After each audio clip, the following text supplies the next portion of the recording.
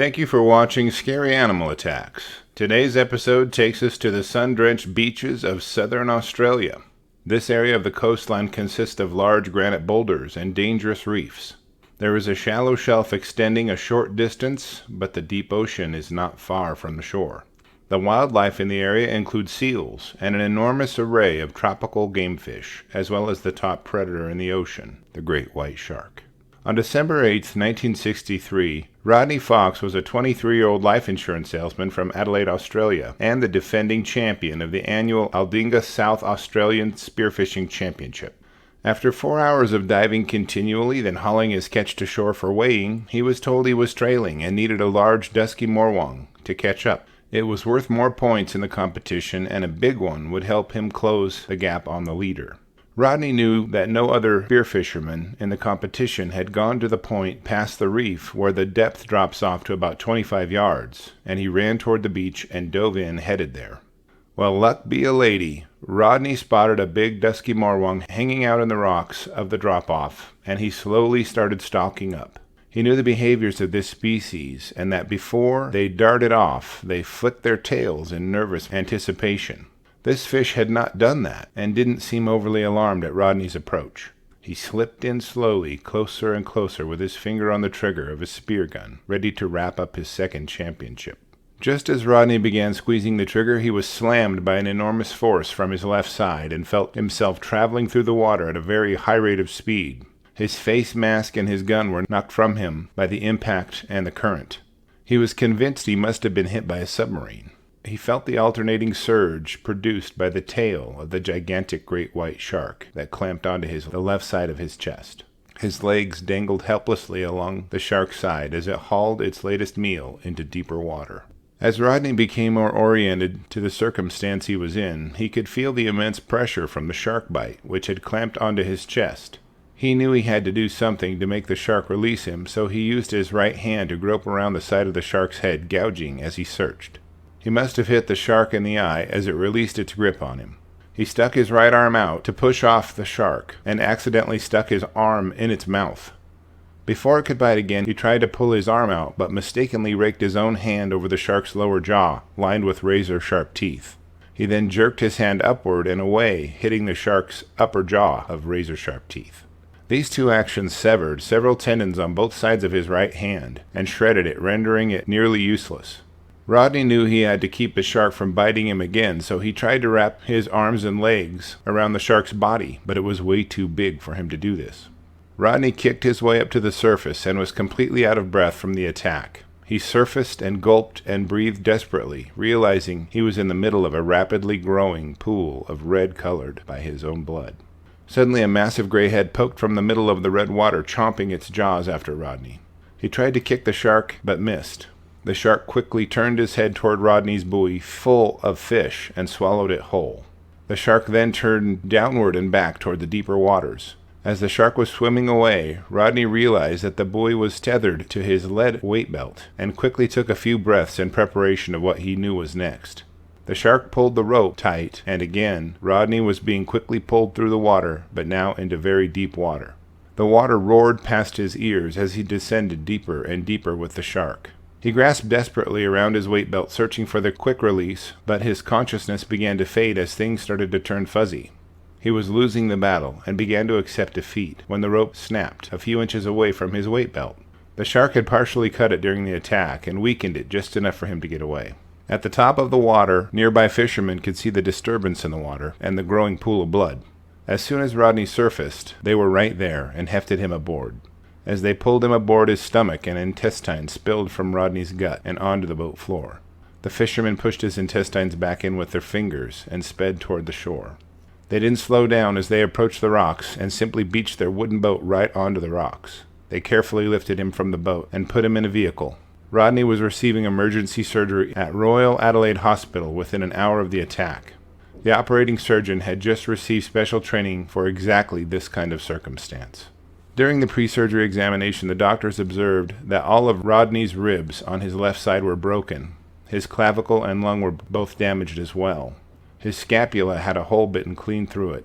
His diaphragm had been ruptured, and the bite opened his abdomen, and several of his organs were exposed. Doctors estimate if he had arrived 5 minutes later, he would have bled to death. Rodney had received 462 stitches and was bedridden for 2 months while he healed. He returned to the ocean within 3 months after the attack, despite panic attacks, which had him imagining being surrounded by sharks from the moment he jumped into the water. Rodney went through a phase where he killed many sharks and was later hired to help with the filming of the movie Jaws. Over the 30 years after his attack, he's now one of the greatest champions sharks have, fighting for conservation of even the largest, most fierce sharks. He guides shark dives in his native Australia and is currently 81 years old. Thank you for watching. Welcome back to Scary Animal Attacks. Today's episode takes us to the eastern Pacific Ocean, 750 miles west of the coast of Sierra Leone's capital, Freetown. If the name of Freetown sounds familiar, it was the location of our episode on the chimpanzee attack at the Tacogama Chimpanzee Reserve. The ocean in this location varies between 13,000 and 16,000 feet in depth. That's nearly 3 miles deep. The ocean floor is pimpled with underwater mountains and valleys, and the animal life varies greatly based on the depth. As the sea deepens, the scale of the creatures it can support increases dramatically. The bluefin tuna can be as long as 15 feet and weigh 2,000 pounds in this area. Sunfish here can weigh as much as 4,500 pounds. Sailfish and swordfish are plentiful, and deep-sea giants like blue whales thrive. It's in this beautiful and isolated ocean location that the events for our episode are set. On March 25, 1941, at 8 a.m., the British ship the Britannia was sailing from Liverpool to Bombay, India, when it ran into the German cruiser, the Thor.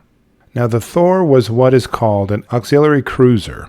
It was a merchant ship with hidden armaments designed to attack transport ships the Allies were using to support the war effort. From a distance, it would appear to be a transport ship, but within range, its armaments would be revealed and used to attack. The Thor was wreaking havoc along the coasts of Brazil and Africa, and now it had its sights set on the Britannia. The battle was only an hour and a half in length and ended with the Britannia striking her colors and all 500 souls aboard abandoning ship. The captain of the Thor assumed that a distress signal had been sent out and due to its light armament fired a final salvo to sink the Britannia and fled the area before larger battleships could converge, without following the usual protocol of rescuing survivors. There were no Allied ships signaled to rescue the survivors. They were abandoned to drift in their rafts on the open sea. The rescue crafts were overloaded with the surviving sailors, so much so that several men floated alongside each raft, hanging onto the side. In the raft occupied by Lieutenant R.E.G. Cox, 12 sailors spilled over the side and filled every space inside the raft. As the day passed and the men waited for rescue, the direness of their situation began to weigh heavy on their minds. The sun set and temperatures cooled. The ocean began to come alive with the noise and actions of unseen creatures. On the second day adrift, the sailors were scorched by the sun and had no supplies for reprieve. The waves danced, but no help came to the men, and they passed the time by rotating positions in the raft or floating to stay cool. On the third day, Sailor Cox took his turn floating. He noticed a large, fleshy mass approaching him. He splashed his hands in the water, trying to frighten this mysterious creature away from him. As he struck the water around him, Cox felt searing pain starting from his hand and radiating up his arm. Next, his leg exploded in burning excruciation. He writhed and yelled as the other sailors pulled him aboard the raft. He rubbed his afflicted hand along his clothes and felt a jelly-like substance smearing over every surface he touched. Then he rubbed his ailing arm over his hair, trying to find a solution from the pain, and in so doing rubbed the jellied toxins of the Portuguese man-o-war over part of his face and mouth. Some of the jelly went into his mouth and slid down his throat before he could stop it. His stomach instantly cramped, with a familiar pain present in his arm. The unrelenting sun torched his exposed skin, compounding the pain and torture afflicted by the toxic jellyfish. On the fourth day, one of the Indian sailors was floating alongside the raft. A large shark attacked him and bit his legs off. He quickly bled to death and drifted away from the raft to be consumed by the sea creatures seemingly stalking the sailors from beneath the waves. The fourth night, one of the sailors was holding on to the tether from the side of the raft that R.E.G. Cox was inside of. As the sailor floated, Sailor Cox witnessed a large tentacle, slightly larger than a man's arm, appear and grope around, as if searching for something. As it poked and prodded blindly, it located the floating sailor. The tentacles quickly wrapped around the dehydrated and weakened sailor and began pulling him under. He screamed in terror as he was pulled down, and his shipmates were powerless to stop it. He disappeared into the inky depth of the night seas. The men were stunned and fearful after witnessing such a terrorizing attack, and they jostled in their raft as they looked around to see what creature had executed such a brazen assault. Within just a few minutes, another tentacle appeared and quickly wrapped itself around the leg of Sailor Cox. Pain shot through his body as he struggled to free himself, knowing now what would happen if he could not. As the other sailors grabbed him, the tentacle suddenly released its grip on him. The suckers from the tentacle had left circular wounds on his leg, where the serrated teeth of the suckers had made contact with Cox's leg. He was missing skin and tissues about the size of a penny. Over the past few days, the survivors, who numbered 12 and now dwindled to 3, the sailors cooked beneath the sun and slowly dehydrated, so weak they couldn't maintain their own sanity. On the 5th day, a Spanish ship located the adrift raft with the 3 surviving sailors clinging to life. Lieutenant Cox was in terrible shape and required intensive care and treatment. He eventually recovered as best he could and would describe the events portrayed above to many scientists and historians. Though the events of this account have been disputed by scholars and witnesses alike, the survivors of the sinking of the Britannia experienced extreme hardship and demonstrated the resilience and fortitude of the strongest of hearts. Some critics of Lieutenant Cox's version of the events claim they're impossible, while some are sympathetic to them. Do you think Lieutenant Cox was attacked by a giant squid? Do you think it's possible that he imagined the squid attack due to sunstroke? Could he have been so affected by the toxins of the man-o-war that he had a mental breakdown? Post your thoughts in the comments and let's discuss it together. Special thanks to Jonathan Dyer for granting me permission to use his article to help create this video, and thanks to the Journal of War and History for permitting the use of this information as well. Welcome back to Scary Animal Attacks. Today's episode takes us to the southern hemisphere nation of South Africa, specifically to a diver's dream location, False Bay. It is the home of amazing opportunities for participants in water sports like spearfishermen, scuba divers, snorkelers, and sports fishing. The waters are full of beautiful fish, dolphins, seals, and ocean plants like kelp. Sea fans decorate the ocean floor as waves alternately push and pull their massage on its visitors. Many vacationers soak in the sun on the beach, but bask oblivious to the turmoil and terror just beneath the waves. On September 26, 2021, spearfishermen Jerome Peterson, Joshua Joubert, and Cameron Venetting were locals who regularly come to play in the bay. This day, the trio headed out to around a quarter of a mile off the shore near Miller's Point between Spanish Rock and Caravan Reef. These 3 friends are bonded by the activities they love and their mutual commitment to fitness. Back in Somerset West, 50-year-old Jerome and 40-year-old Joshua are jiu-jitsu instructors full-time, and 24-year-old Cameron works as a lifeguard and EMS rescue swimmer with a company called SkyMed Rescue Helicopter Service. Each of these men are in peak physical condition, which will be a major factor later in our episode. The divers find a reef to start hunting fish from. Jerome took the initiative to lead the group and dived down and rested on the reef about 25 feet below the surface. As he was hunting around for fish to pursue, he felt a painful pressure on his calf muscle on his right leg. Realizing this had to be something biting him, he quickly turned his head and stared into the eyes of a huge leopard seal. Jerome hit it with his spear gun, and it let go of his leg. The bite drew blood, but wasn't anything too serious, but it quickly happened again. Then the seal bumped him with its nose very hard. This apparently was not a mistake. This seal was very upset and aggressive toward him, and he wasn't sure why. Jerome tried to swim away, but the seal continued to pursue him. Every several feet it would charge in quickly and bite him hard again and again. He was using an ankle-mounted device called a shark shield, which emits an electrical field to deter sharks.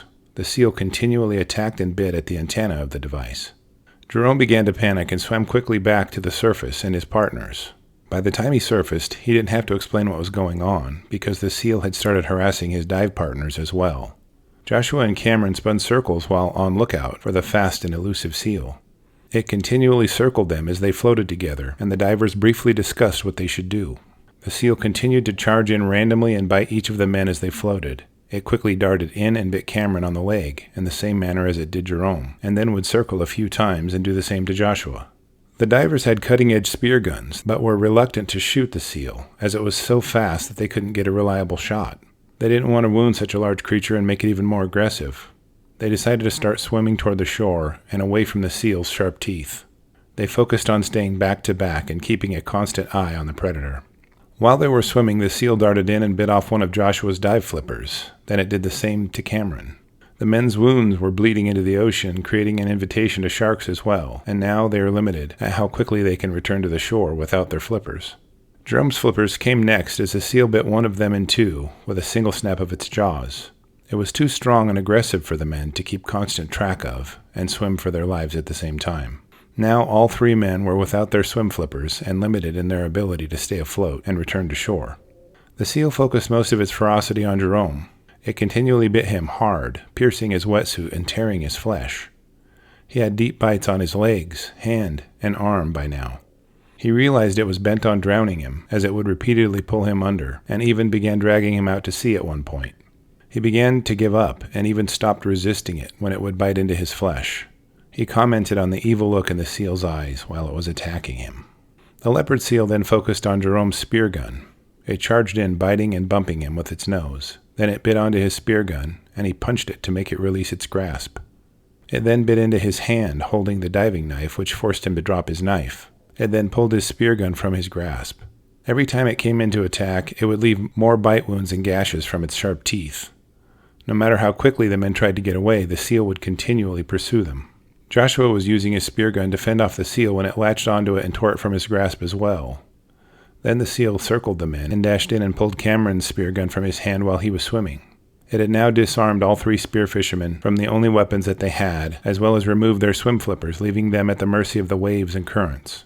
The divers only had about 400 yards to swim back to shore and had made it about halfway by this point. Despite being in great physical condition, they were growing tired.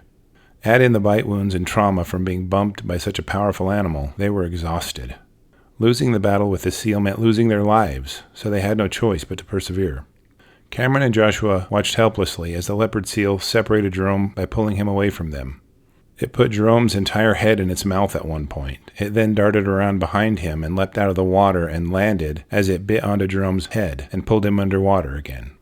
Jerome then uses a wave to wash himself upon a large rock about 50 yards from the shore.